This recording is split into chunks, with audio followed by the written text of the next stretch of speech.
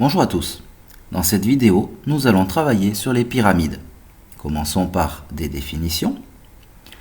Une pyramide est un solide dont une des faces est un polygone, appelé base, et les autres faces sont des triangles qui ont un sommet commun. Autrement dit, tous les triangles pointent au même endroit.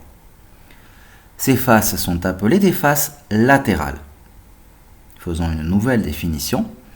La hauteur d'une pyramide de sommet S, c'est le segment SO qui est perpendiculaire au plan de la base, où O est un point de ce plan.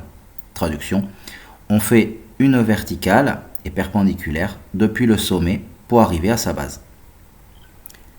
Faisons un exemple. Donc à gauche, vous avez une perspective cavalière d'une pyramide, à base un quadrilatère.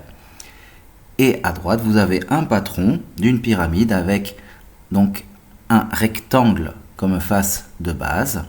Je vous invite à voir les couleurs pour bien signifier que les longueurs sont les mêmes, même si ici la figure est un petit peu déformée.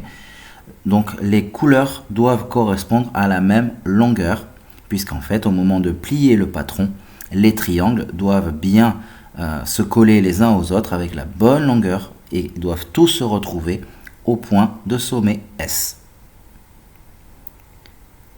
Une nouvelle propriété. Pour avoir le volume d'une pyramide, on applique la formule suivante. L'aire de la base multiplié par la hauteur est divisé par 3. N'oubliez surtout pas le diviser par 3. Faisons une nouvelle définition. Une pyramide de sommet S est dite régulière lorsque sa base est un polygone régulier de centre O. SO est alors la hauteur de la pyramide.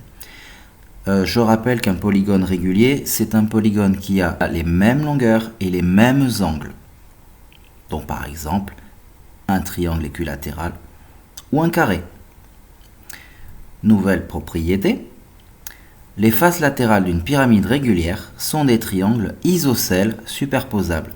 Vu que toutes les longueurs sont les mêmes pour le polygone régulier de sa base, tous les triangles sont en fait de même longueur aussi, donc isocèles et superposables.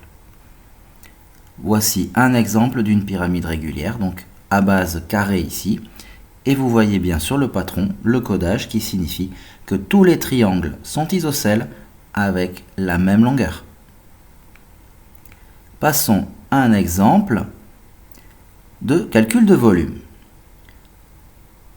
Prenons une pyramide régulière ayant une base carrée de 5 cm de côté et ayant 6 cm de hauteur.